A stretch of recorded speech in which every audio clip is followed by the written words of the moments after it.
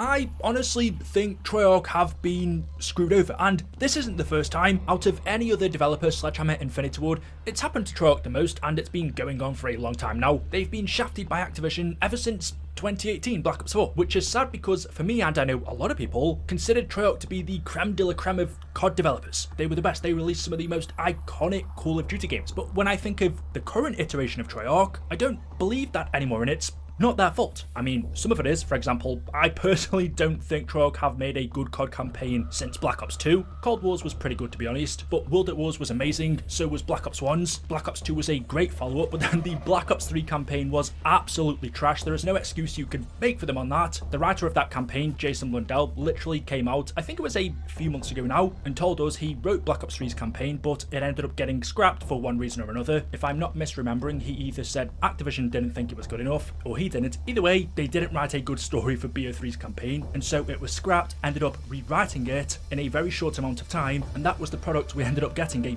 really bad campaign. It just was, no matter how you look at it, especially being a follow-up to Black Ops 2. And then Black Ops 4 didn't even have a campaign. Black Ops Cold Wars, like I said, was actually pretty good. Nowhere near on the level of World at War BO1 or BO2 for me, but I enjoyed it. And then Black Ops 6's campaign was such a letdown, so I don't feel bad in saying Treyarch haven't made an amazing campaign since 2012. I would say the multiplayer isn't too different either. I don't play MP and COD anymore, but part of the reason for that is because Treyarch just haven't made one that I've fell in love with, that I've picked up that controller and thought, this feels really good. The last one was Black Ops 2, which coincidentally is probably the best MP ever. There is an argument to be made. And then for the zombies, we can all agree from World at War to Black Ops 3, potentially Black Ops 4, and then from Cold War to Black Ops 6, they're almost two totally separate modes. Cold War Zombies in 2020 introduced brand new mechanics, brand new features. The game mode felt different to play. That's not to say it's bad, but COD Zombies definitely lost that magical element when these big changes were made to the mode in 2020. It still has great moments now and again in the storyline, and we've had some pretty good maps during that time as well, but it's not what it once was. It's not what Treyarch built it up to be. So when you take all three of their modes into consideration, I actually think it's been a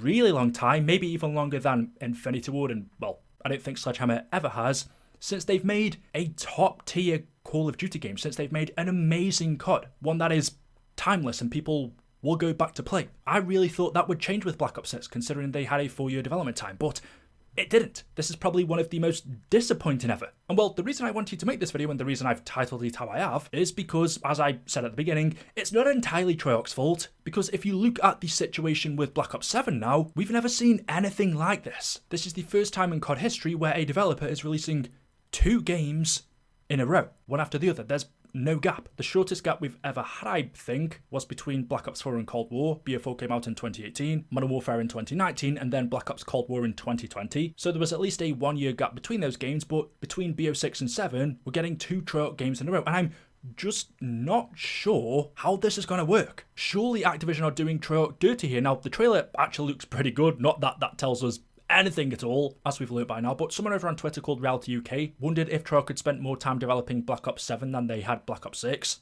And Charlie Intel replied, they've been in development almost for the same time for lots of the game. It's also what the COD GM said in the blog. The 2 games was the plan since the start. So this could be a genuine reason as to why Black Ops 6 is extremely disappointing, because alongside its development, Treyarch were also creating Black Ops 7. They weren't fully focusing on Black Ops 6. And even when you look at its post-launch cycle and its seasons and DLC content, more than likely, that was the time when Black Ops 7 became Treyarch's main focus. The moment BO6 released in November, Treyarch turned all of their attention to Black Ops 7. Whereas normally, yes, as soon as they released a COD game, they'd begin working on the next one, but at the same time, they would have plenty of time to develop its DLC content as well. Whereas with Black Ops 6, it feels like at least they haven't done that. For example, Zombies, the first 3 maps released really quickly, one after another. I would suspect they were all pretty much finished before the game even released, and Treyarch just held them back for DLC. And the reason we aren't getting Janus Towers for another 2 months, which will actually be about a 5-month gap between DLC 3 and 4,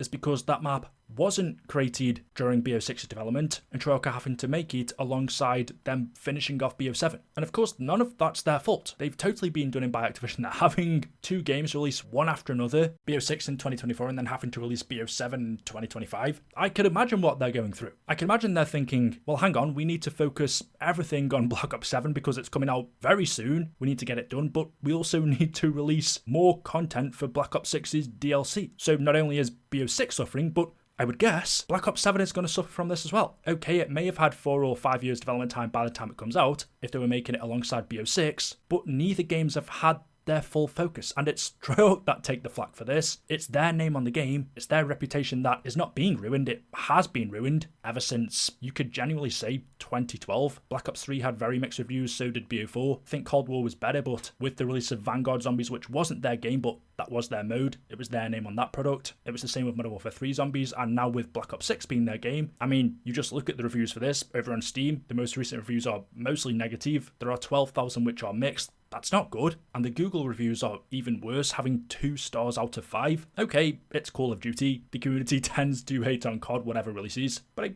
do think people are fair at the same time. If we generally have a good game, it shouldn't be getting a 2-star out of 5. I would at least expect a 3. It's honestly just a shame to see a developer with the reputation that Treyarch had almost in the bin. I will say, I kind of think they need to move on from the Black Ops universe. Infinity would have tried other stuff, Sledgehammer have tried everything, even though the title Black Ops doesn't force them to stick to one era. We've had World War II, the Gulf War, the Cold War, futuristic warfare in 2025 and 2035 in Black Ops 7, but I do think a new universe, something fresh, would help them. But none of that'll really matter if they keep getting put in these situations that they are. I truly believe with Xbox taking over Activision, things would change, but since then, they've either stayed exactly the same, or you could argue got worse. Activision milk COD dry, and when they can do that, you're going to keep getting bad products. I did see some people compare this to the situation of Modern Warfare 2 and Modern Warfare 3, but apparently that was a little bit more messy, whereas Black Ops 6 and Black Ops 7 have been planned for the past 4 or 5 years. So Activision and Treyarch knew they were going to release these games consecutively one after another, whereas with those,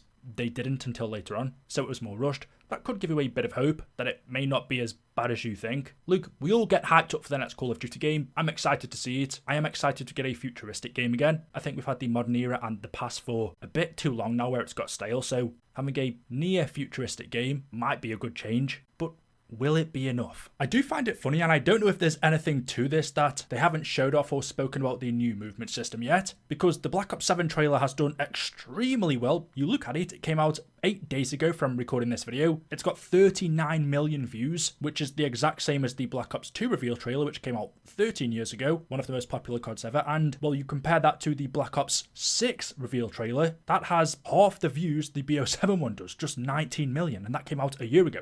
Granted, it was a live action, I don't know if that had any effect, but still the global launch trailer for BO6, any of the trailers, none have more than Black Ops 7's reveal. It will probably still rack up a couple more million views as time goes on. So already it would seem BO7 has more hype than BO6 did, although the like to dislike ratio on it would probably say otherwise. 129,000 likes, 77,000 dislikes. It's not as bad as some trailers we've had. Let's not talk about Infinite Warfare, but it's not great. I am wondering if some of those dislikes are because people saw the robot and saw that it's a very advanced warfare looking game or Infinite Warfare looking game when it's probably not going to be, or BO4. I think people are so scarred from that they see a COD trailer like this, which does look very different and very futuristic, like it would have a movement system such as jetpacks or boost jumping from those games, and think, yeah, no, I'm not buying this, dislike. So I'm wondering whether that has something to do with it, because the trailer itself isn't bad in any way, or is it more to do with the fact that people are just really tired at this point, that even if the trailer does look amazing, people are not going to fall for it anymore. They know it's cinematics, it does apparently have some in-game footage, but in no way does this represent the product. People are not tricked by not just COD trailers anymore, any video game trailer. Want to see actual gameplay footage first. And even looking in the comments, all of the top comments say the exact same thing. Black Ops 6 came out like a minute ago, bro. Can't wait for Black Ops 27 next week. Quality over quantity. Anyone who is still giving money to Activision has completely lost their mind. Black Ops 8 coming out during Black Ops 7's beta? COD is honestly the Fast and Furious franchise of gaming. They forgot the point a long time ago. It looks dark and gritty now, but 1 month after launch, everyone is going to be rocking unicorn, anime, and animal skin cosmetics. So besides from not falling for this, it seems like with BO7 specifically, people are saying, well, hang on, Black Ops 6 has literally just came out. It's a Treyarch game, the exact same developers. Why are we getting another Black Ops game so soon? Normally we have at least a year break between them so we can come back all refreshed and get excited for it. But surely this is just going to be, and I've said it before, Black Ops 6.5. Surely it's going to be the exact same game, just with a few differences. One of the main ones being wall running. It is interesting how so far they haven't mentioned that it's going to be a feature in the game. Could that be because they're worried what the community's reaction is going to be? They're already showing off a futuristic game, and if they then reveal the wall running in it, which was something everybody ended up hating by the time, what was the last game we had it on? Infinite Warfare? Well, we had it on Infinite Warfare, Advanced Warfare, and Black Ops 3. That era is now looked back on very negatively because of those advanced movements. So I am wondering, are Activision skeptical about revealing it, knowing even something as simple as wall running, even if it's not actual boost jumping or jetpacks, could turn a lot of people off? I truly think that would be the case. Personally, I don't mind because it's been such a long time since we've had something like that, but I think that's a very valid point. I can't wait to see what the comments are going to be when people see actual gameplay of that in motion. And yeah, as that last comment I read out said, cosmetics, skins, microtransactions has played a huge part in ruining COD. That is clearly their focus now. That's where they make the majority of their money from. They don't have to make good maps, good games. People are going to buy a cool skin for a weapon or a character, which is going to make them 10 times more money. So as long as microtransactions exist in Call of Duty, it will never be amazing again. I'd like to know your thoughts in the comment section below. So there we go. Drop a like rating if you've enjoyed the video. Make sure you are subscribed to stay up to date with the latest videos on the channel. Thank you all for watching, and we'll see you in the next one. Until then, goodbye.